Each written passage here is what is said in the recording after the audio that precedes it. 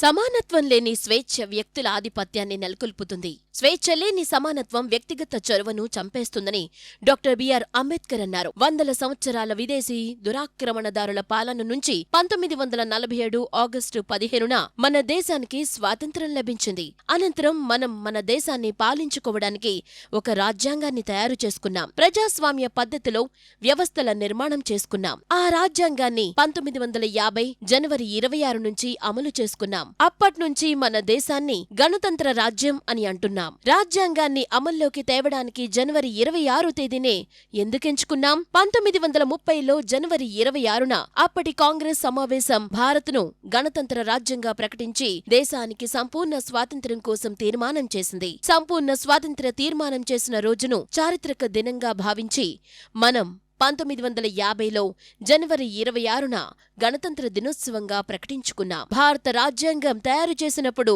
రాజ్యాంగ పీఠికలో వేల సంవత్సరాల మన దేశ చరిత్రను గుర్తు చేస్తూ రాముడి కాలం నుంచి స్వాతంత్ర పోరాటం వరకు ఈ దేశంలో జన్మించిన మహాపురుషుల వివరాలు పొందుపరిచారు. ఒక పక్క మనకు వేల సంవత్సరాల చరిత్ర ఉందని గుర్తు చేస్తూనే మరో పక్క మనం ఇప్పుడిప్పుడే ఒక జాతిగా నిర్మాణమవుతున్నామనే భావనను వ్యక్తం చేశారు. ఈ దేశంలో అనేక మతాలు, సాంప్రదాయాలు వికసించాయి.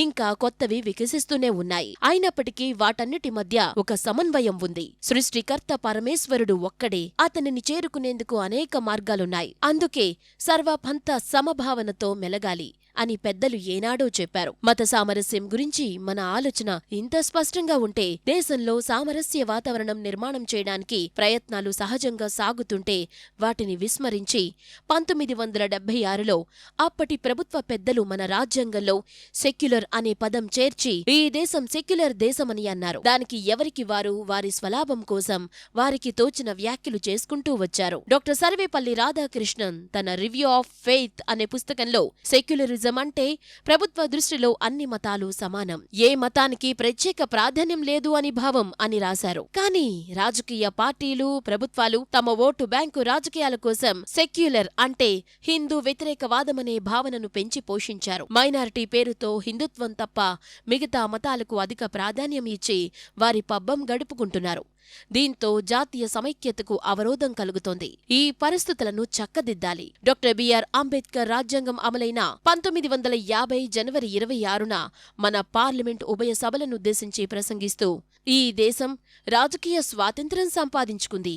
ఇక రావలసింది సామాజిక ప్రజాస్వామ్యం. సామాజిక ప్రజాస్వామ్యం అనేది ఒక జీవన విధానం. దానిలో స్వేచ్ఛ, సమానత్వం, సోదరభావం అనే 3 అంశాలుంటాయి. ఇవి ఒకదానితో ఒకటి మమేకమై ఉంటాయి. వీటిని విడదీస్తే ప్రజాస్వామ్యానికి అర్థం ఉండదు. సమానత్వం లేని స్వేచ్ఛ వ్యక్తుల ఆధిపత్యాన్ని నెలకొల్పుతుంది. స్వేచ్ఛ లేని సమానత్వం వ్యక్తిగత చొరవను చంపేస్తుంది. సోదరభావం లేని స్వేచ్ఛ, సమానత్వం సహజంగా ఉండలేవు అని అన్నారు. స్వాతంత్ర పోరాట కాలంలో పనిచేసిన వారికి ఈ భూమి నా తల్లి అనేది ప్రేరణ. ఆ ప్రేరణకు ప్రతిరూపం వందే మాతరం. నేడు మన యువతకు అటువంటి భావాత్మక ప్రేరణ అందించి మన సంస్కృతి వారసత్వాల పట్ల అభిమానం పెంచాలి. అదే ఈ దేశంలోని అనేక సామాజిక సమస్యలకు పరిష్కారం చూపిస్తుంది. తద్వారా ప్రజల్లో ఐక్యత నిర్మాణమవుతుంది.